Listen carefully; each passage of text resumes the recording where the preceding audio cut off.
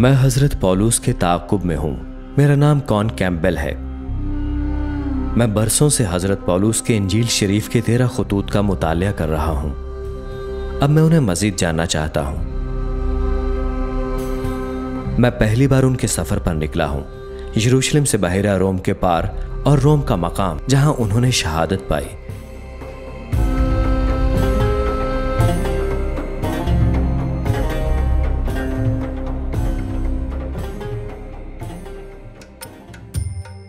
कहावत थी कि तमाम सड़कें रोम की तरफ जाती हैं। 30 साल तक हजरत पौलुस रोमी सल्तनत के पथरीले फर्श पर सफर करते रहे। अब यही सड़कें उन्हें रोम तक ले जाएंगी। हजरत पौलुस ने बहरी और पैदल सफर के तहत रोमी सल्तनत के गिर्द हजारों मील का फासला तय किया था, जिससे कई अकायद की बरादरियां कायम हुई। अपने आखिरी सफर पर हजरत पौलुस माल्टा के जजीरे से रवाना हो गए थे, जो अब रोमी सिपाहियों के मातहत है, और अतालवी बंदरगाह पुतीली की तरफ गए, लेकिन वो इस बारे में गैर यकीनी थे कि आगे क्या होने जा रहा है। पुतीली से हजरत पौलुस ने 120 मील शुमाल में अपिया के रास्ते से रोम तक पैदल सफर किया। 2000 साल बाद मैंने उसी पथरीली सड़क पर कदम रखे। मैंने तसव्वुर किया कि हजरत पौलुस बादशाह नीरो के सामने अपनी पिश्मी के बारे में सोच रहे हैं, जो मुतलक इख्तियार रखता है। मैं ये सोचता हूँ कि हजरत पौलुस ने रोम में जनाब मसीह के पैरोकारों की हौसला अफजाई के लिए जो अल्फाज लिखे थे, उसने भी उनकी हौसला अफजाई की। उन्होंने फरमाया, हमको मालूम है कि सब चीज़ें मिलकर खुदा से मोहब्बत रखने वालों के लिए भलाई पैदा करती हैं, यानी उनके लिए जो खुदा के इरादे के मुवाफिक बुलाए गए। रोम की पूरी दुनिया पर हुकूमत थी। यह शहर रोमी सल्तनत की अलामत था। इसमें ताकत और कामयाबी का इश्तराक था। आज शहर की अजीमुशान इमारतें एक तवील और मुतनव्वे तारीख की अक्कासी करती हैं। रोम जिंदा और मुतहर्रिक है। यह अब भी एक अजीम शहर है, और मैंने सुना है कि रोम में दुनिया के कुछ बेहतरीन मौसीकार हैं।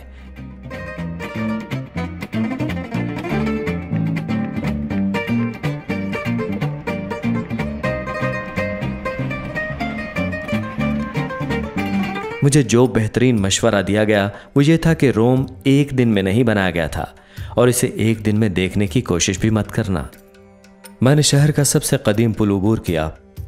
काबिल जिक्र बात यह है कि जब हजरत पौलुस यहाँ मौजूद थे, ना सिर्फ इस शहर के महराब ने दरियाए टाइबर को फैलाया था, बल्कि ये सदियों पर मुहित जंगों से भी बच निकला था। हजरत पौलुस के ज़माने में बहुत से मंदिर, बहुत सी यादगारें और सरकारी इमारतें होती, लेकिन हजरत पौलुस की रूहानी आंखें थीं कि वो रोम के माजी को देख सकते थे। वहाँ के लोगों की सच के सुतूनों की ज़रूरत और रूहानी सल्तनत, एक रूहानी बादशाहत, एक रूहानी इनकलाब की ज़रूरत देख सकते थे। वो इस ख्वाहिश को भांप चुके थे। मुझे अच्छी गुफ्तगू और एक अच्छी आइसक्रीम चाहिए थी, और इन दोनों के लिए मैंने एक मकामी शहरी डॉक्टर कोराडो प्रेमेवेरा से पूछा। कोराडो के पास रोम के लोगों के लिए एक अजीम नाम और दिल। मुझे जोलाटो आइसक्रीम बिल्कुल हजरत पौलुस की तरह।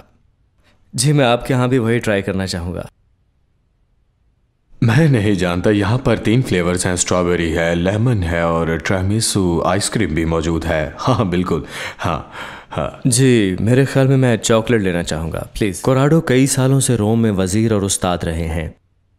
दरअसल वो वही करने की कोशिश कर रहे हैं जो हज़रत पौलुस ने यहाँ किया था, और जैसा कि हज़रत पौलुस के दौर में अकायद बहुत से किस्मों में आते थे, लिहाजा मैं मज़ीद जानना चाहता था कि आज रोमी कल्चर कोराडो के साथ कैसा है। बहुत शुक्रिया आपका। शुक्रिया, अच्छा बहुत शुक्रिया आपका।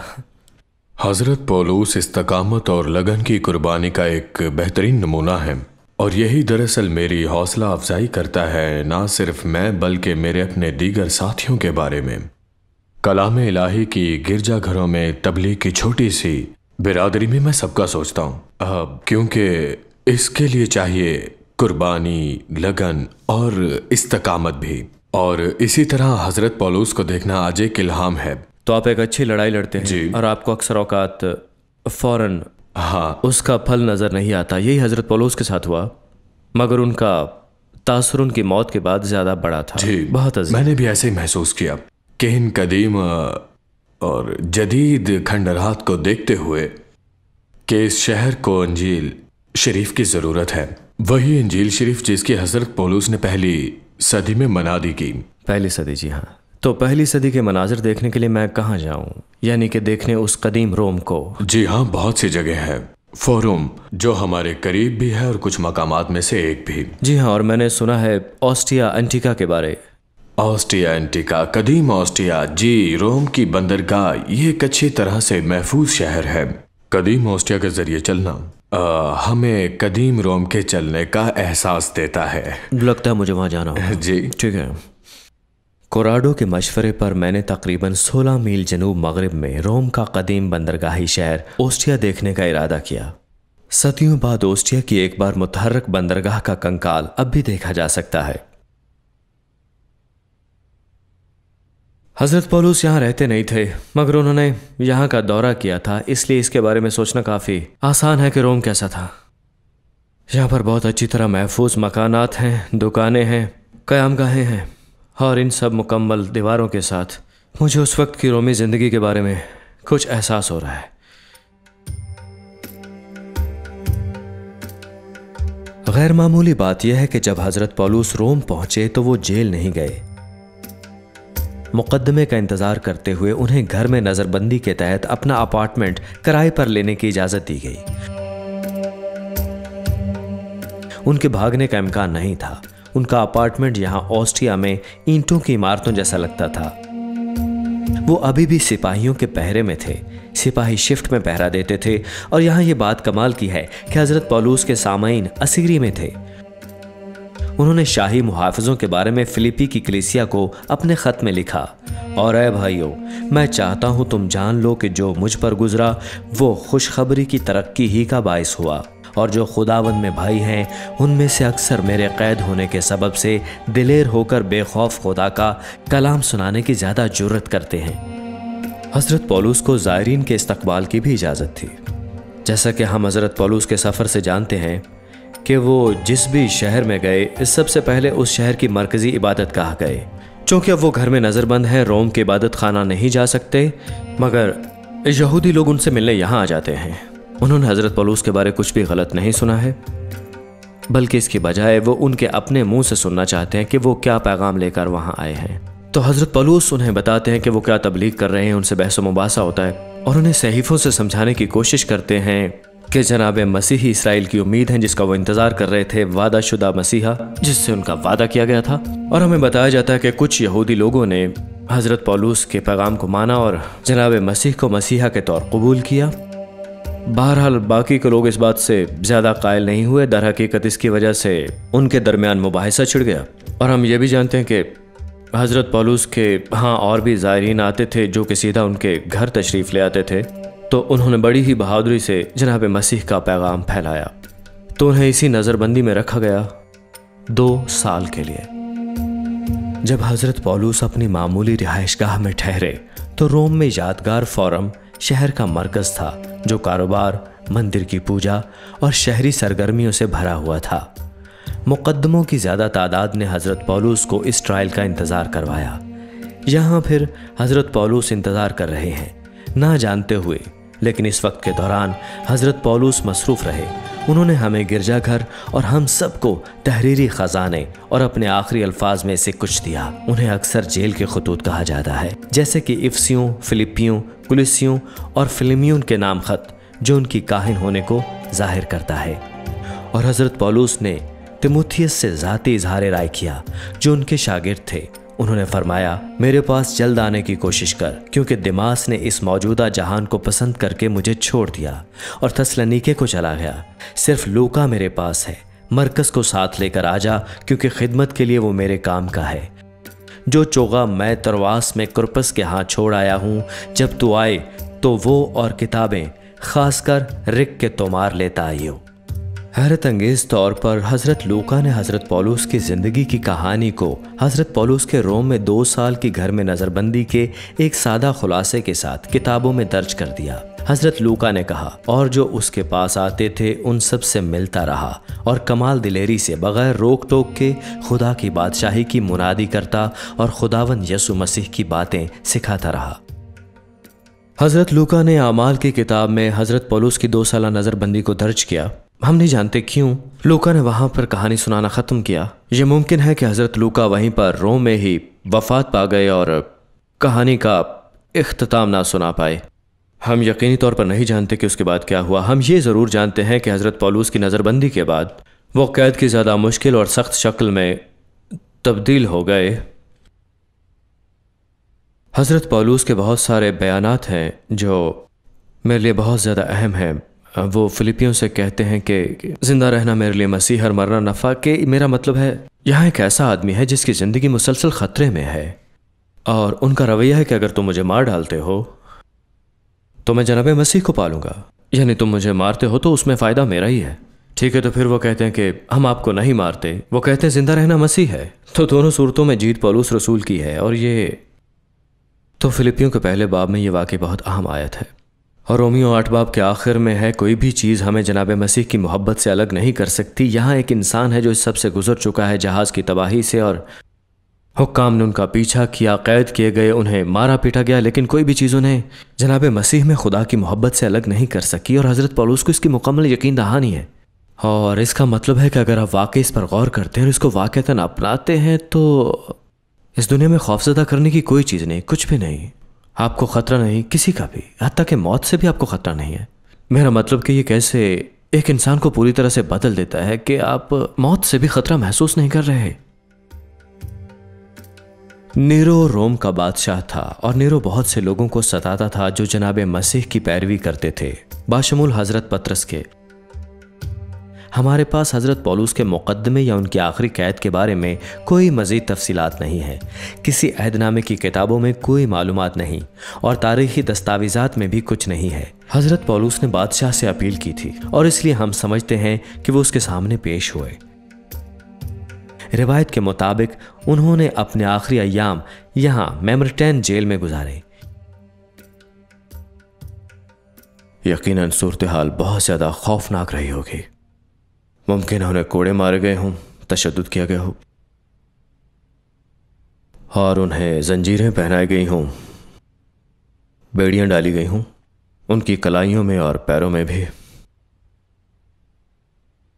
ज़रूर इसी कोठड़ी को बैतुल खला के तौर पर भी इस्तेमाल किया जाता होगा, धोने की सहूलत के बगैर ही। तो ये जगह बहुत ही बदबूदार और गलाजत भरी थी। हत्ता के कैदियों को खाने के लिए भी दोस्तों पर इन्हिसार करना होता होगा। तो हज़रत पौलुस के गालिबन आखिरी दिन यहाँ गुजरे होंगे, एक जानवर की तरह जकड़े हुए जो अपने ही कचरे में पड़ा हो, सर्द मौसम में बरहना हो, मुंतज़िर हो फांसी के जरिए मौत का।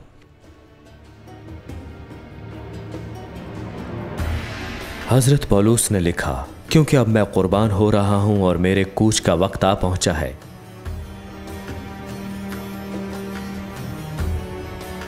खुदावन ने हज़रत पौलुस को रोम तक पहुंचाया था। अब वो हज़रत पौलुस को अपने पास बुला रहे हैं। हज़रत पौलुस को सजाए मौत दी गई सर कलम करके, जिसका हुक्म दिया था नीरो बादशाह ने।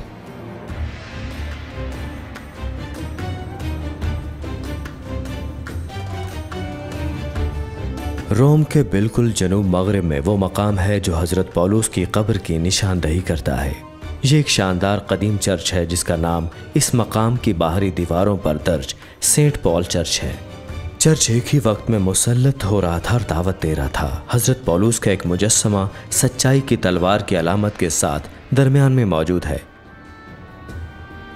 अंदर वसी और अरीज खुली जगह बहुत मुक़द्दस लग रही थी। मैं खुदा की ताज़ीम से भर गया था।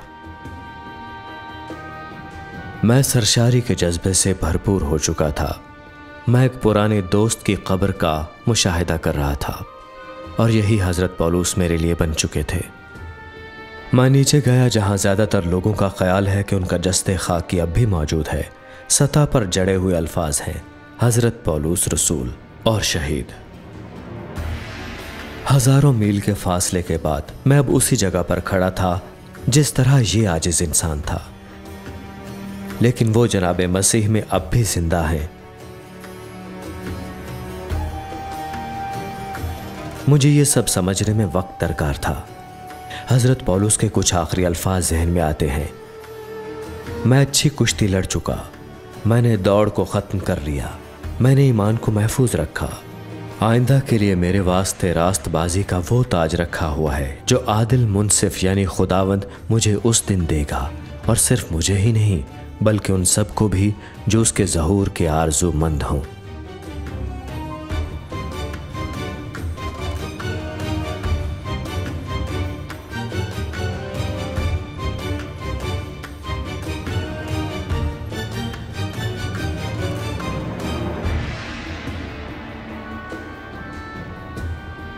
मैं इस सफ़र से कहीं ज़्यादा अरसे से हज़रत पौलुस के ताक़ुब में हूँ। 20 साल कबल जब मैंने पहली बार रोमियो के नाम उनका ख़त पढ़ा, मैंने उन्हें समझने और उनसे सीखने की कोशिश की, और मैं इस सफ़र से आगे भी हज़रत पौलुस के ताक़ुब में रहूँगा। मैं इसलिए हज़रत पौलुस की पैरवी जारी रखना चाहता हूँ जैसा कि वो जनाब मसीह की पैरवी करते हैं और दुनिया को उनकी अज़मत के लिए मशगूल करते हैं।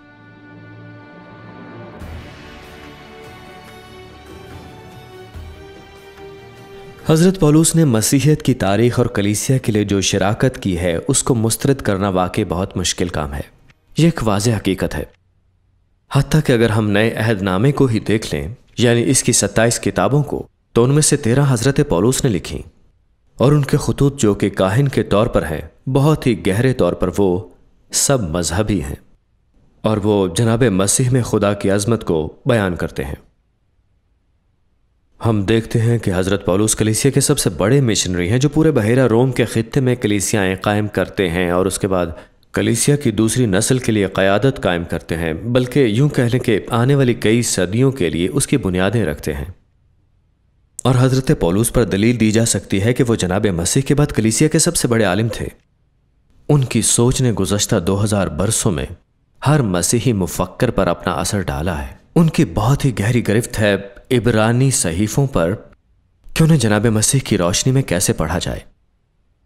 और आज भी हज़रत पौलुस जारी रखे हुए हैं मुतासिर करना और परेशान करना भी, क्योंकि वो अपने दौर में एक मुतनाज़ा शख्सियत थे, और वो इस तमाम अरसे में एक मुतनाज़ा शख्सियत ही रहे हैं। उनकी तसानीफ़ प्रोटेस्टेंट्स की इस्लाह की हौसला अफजाई करती हैं, जो कि मगरिब की तारीख़ की एक बहुत ही अहम समाजी तहरीक हैं। और आज भी उनका फ़लसफ़ा खुदा के फ़ज़ल के बारे में जो है वो मुतनाज़ा रहता है। जब लोग जिद्दोजहद करते हैं कि क्या वाकई ये मामला है कि मैं खुदा के साथ अपने मौक़िफ़ में हिस्सा नहीं ले सकता, और ये कि मैं अपनी निजात में हिस्सा नहीं डाल सकता, ये मुकम्मल तौर पर जनाब मसीह में खुदा का तोहफ़ा है कि क्या मैं खुदा के साथ ठीक हूँ। और जी हाँ, ये सब कुछ मुतनाज़ा है, और आज भी ऐसा ही है। लोग समझने से कासिर हैं। लेकिन एक बात जो यहाँ रोमी फोरम पर खड़े मेरे जहन में आती है वो ये कि हज़रत पौलुस नीरू के इख्तियार में थे, उसी ने उन्हें कत्ल करवाया। मगर आज हज़रत पौलुस को माना जाता है, उन्हें पढ़ा जाता है, उनके बारे में गुफ्तगू की जाती है। नीरू का कुछ नहीं बचा है। मुझे 20वीं सदी के इंजील शरीफ के अजीम स्कॉलर F.F. ब्रूस का बयान पसंद है, जब उन्होंने ये कहा कि एक ऐसा वक्त ज़रूर आएगा जब लोग अपने बेटों का नाम रखेंगे पौलुस और अपने कुत्तों का नीरू।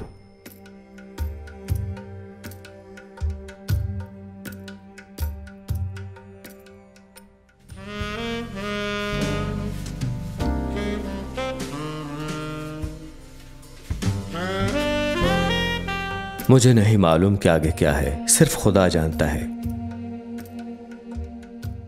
पर जब तक आप मसीही हैं, इतना ही आप जानते हैं, जैसे कि हज़रत पौलुस ने बयान किया, ये एक दौड़ है, लंबी रेस है। इसलिए ये अहम चीज़ है कि इस बारे में फ़िक्र ना करें कि अगली बड़ी चीज़ क्या है। अहम बात यह है कि रोज़ बर्दाश्त करना है, आपको एक एक दिन गुजारना है, एक एक कदम उठाना है। तो मैं फोकस करता हूँ कि मुझे क्या करना है आज, और कोशिश करता हूँ कि वफ़ादार रहूँ उसमें जो भी मुस्तक़बिल लाएगा, जो खुदा चाहेगा। जैसा कि इब्रानियों 12 बाब में मरकूम है, उस गुनाह को जो हमें आसानी से उलझा लेता है दूर करके उस दौड़ में सब्र से दौड़ें जो हमें दरपेश है। समझे जनाब मसीह फिनिश लाइन पर खड़े हैं, हमारी हौसला अफजाई कर रहे हैं कि हम वहां पहुंचने से पहले कहीं रेस में हार ही ना जाएं। हाँ, हाँ, यही मसीही ज़िंदगी है। ये बहुत मुश्किल दौड़ है। जी हाँ।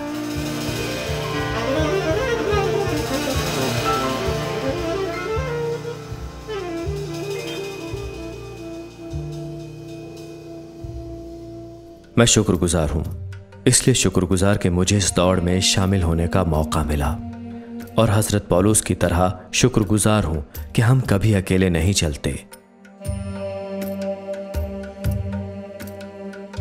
अगली मर्तबा मैं हज़रत पतरस के ताक़ुब पे निकलूंगा। बहुत जल्द आपसे इस सिलसिले में मुलाकात होगी।